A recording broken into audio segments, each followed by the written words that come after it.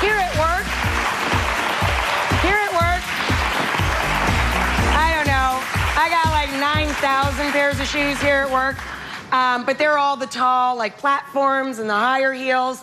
Back at home, it's all about boots and sneakers. I got like 900 pairs of boots, 1,200 pairs of sneakers, and that's it. The point is I have too many shoes everywhere I go. Here at the show, we rotate them into our staff. We sell them for charity, to raise money for our charity. But my husband will leave me if I do not do something about the boot and sneaker situation in our apartment. So here to help us out today, she tells me that there's only 6 types of shoes a woman needs. The few men that showed up today are thrilled, and they're never going to let their wives forget that. It's the senior fashion editor of Marie Claire, Zana Roberts-Rossi. All right, Zana. Can you bring that sandwich with you? I know, right? It's a good sandwich. I'll trade you a sandwich for maybe some shoes that'll fall off the truck. Okay, give us the 6 pairs we must have. The must-have. So number 1 is the black pump. This is the shoe that's going to take you definitely from the office to the bar in the evening. It's a very classic shoe. Now, the one thing with this, I would advise buying something that's matte as opposed to the patent, because the patent tends to look a little cheaper or it just fades in and out of fashion, where this is a classic eternal. Okay, I'm going to fight with you already. I'm going to keep 2 pair, patent and regular, because patent is good in the rain. But Patent's these, if you put a guard on these, they're good in the rain too. Just really? a nice shoe guard spray, and they're good in the rain too. Fine. Suede aren't, but the matte leather Fine. is. You win. Matte leather, don't forget to spray. And by the way, thanks to Alice and Olivia, my girlfriend Stacy, she sent over all these Mac Daddy shoes. They're beautiful. They are great as well. Love. Next, we have the ballet flat. Super comfy, super easy to wear. But the one thing I advise with this is what you wear it with. Any color's great. These are beautiful little calf hair ones. But the black, obviously a classic pump, don't wear with a sheer tight. Or don't wear with something, because you're going to look like a ballerina, basically, if you put the shirt tight with it. Or don't wear something that's too smart, because this is a very casual moment. So you want to wear it with something that's equally casual. A skinny jean, tight at the ankle, showing a bit of the flesh. Very sexy. And you want something that's cute and kind of casual in the fabrication of it, then? Absolutely, Gotcha. yes. And don't put it with, say, a business suit, because it looks lazy and it doesn't work. It just it's doesn't not look the right look, right. Exactly. But often we do see a lot of people doing that. But yes, it's definitely a comfortable classic to have in your closet. Okay, number 3. The evening shoe. The evening shoe. Now, I'm a big fan of metallic over bedazzled. Me too, because they go everything. They go with everything. Absolutely. Gold or silver goes with everything. 100%. And this pale silver looks almost, it would go with gold as well. Perfect to pop on with any evening outfit. It's dressy, but it's not too dressy. It's not bedazzled, it's not bejeweled. It's going to last and stand the test of time. And this you can wear with a suit in the summer if you wanted to. Absolutely, yeah. Very versatile. So the black pump, the flat, the evening shoe. The nude pump. The nude pump. I'm a believer. Big fan, big fan. I am a believer in the nude pump. It makes everybody taller. Well, it's invisible. It just disappears. So if you wear something like this, your legs go on forever. It doesn't cut them off like a darker pump could. This is without doubt the one. And the thing about this is a high heel. So a little tip for walking in heels. Always go from heel to toe. Right. Not toe to heel, because undoubtedly you're going to plant it. You're just And you know, this is a very, very high heel, but if you look, it's really a fake, because it's a platform high heel. The heel is really only to there. The rest of it is frosting on your cake. Which is the best bit. Yeah, especially if you're short. Let me tell you, the cheek is lovely. And you can actually still walk in them, which is great. So nude. So nude. The evening. The ballet matte flat. pump black. Yep. The ballet. 5. The knee-high boot. I'm a boot girl. This is very you. This is a very you. Yeah. I'm a boot-loving girl. I have summer boots, fall boots, winter boots. I don't know that I could just do the one boot. This is really going to be a struggle to convince. Anyway, the knee-high boot. The trick is with this. This is a capsule. This is a definite staple, but make sure it's under the knee. It should fall literally under the kneecap. Under your kneecap. Any higher than that, and it turns into something else. It's a sexier look, which is great, but it's not a, not a closet staple. You can't wear it at all times.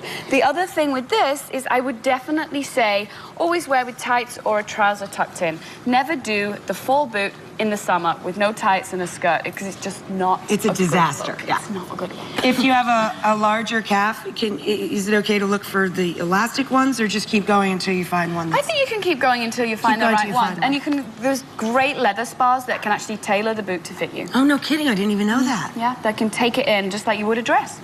I love knowing that. What's the sixth one? Come. The sneaker. Now, tell me why you wouldn't buy a cool-looking sneaker. There is absolutely no reason why you wouldn't buy something that's multifunctional.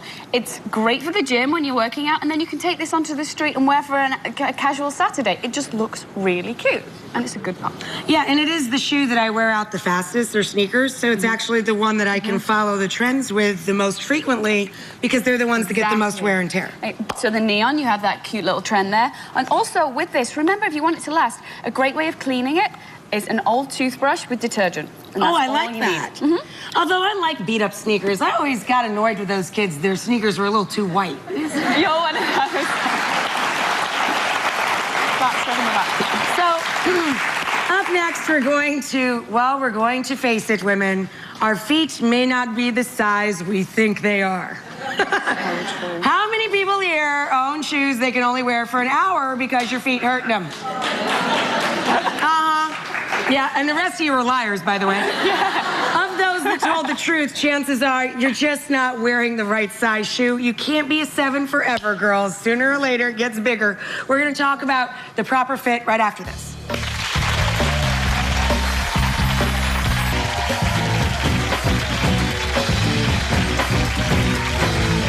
I'm chatting with my girlfriend here. We're talking to fashion editor of Marie Claire, my favorite of the latest magazines, Xana Roberts Rossi, and she's given us like the 6. Yay, Xana! She's given us the 6 pairs of shoes that we must have in our closet. Now we're going to talk about why I am an 8 in some shoes, an 8.5 in other shoes, and yet again a 9 in foreign import shoes. What is the deal? It's so confusing. Unfortunately, there is little standardization when it comes across. It's the same with clothes. With shoes and clothes, there is little standards which we can all apply. But I am a big believer in measuring feet. And do your feet grow and change over the years? Absolutely. I think you should measure them like twice a year. They grow quite dramatically as you get older. Unfortunately, sorry, it's not good news. I just thought it was work, because my feet, over the years of working in kitchens, they not only got bigger, but they just got wider. They're just like Frodo. They're just like Frodo feet now. Just a little.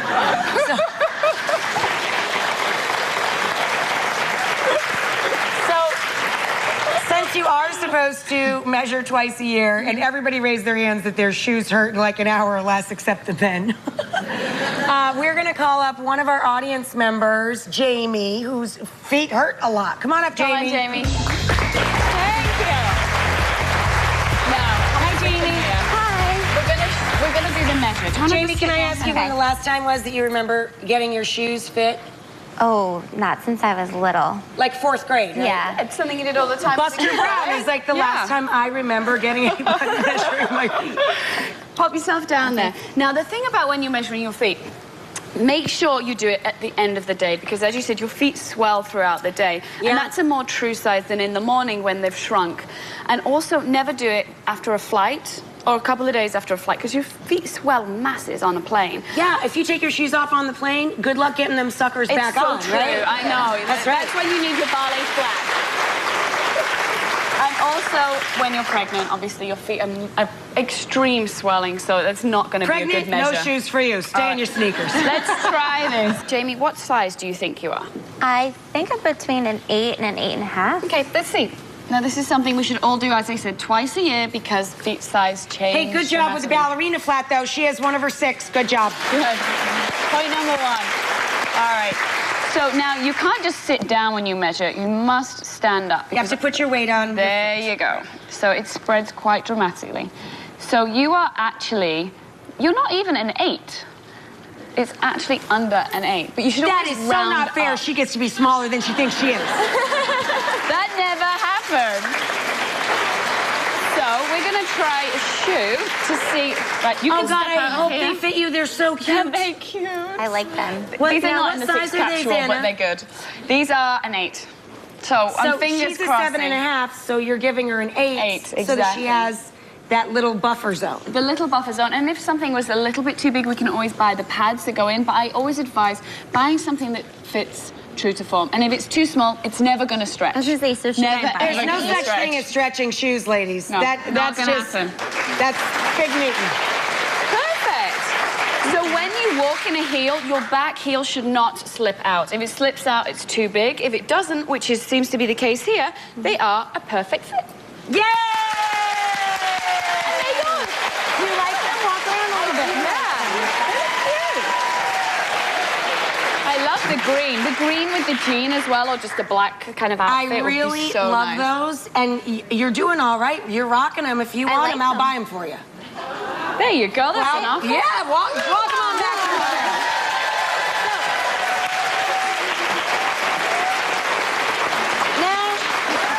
Now, what the heck category? Did we just put her into a 7th pair or what?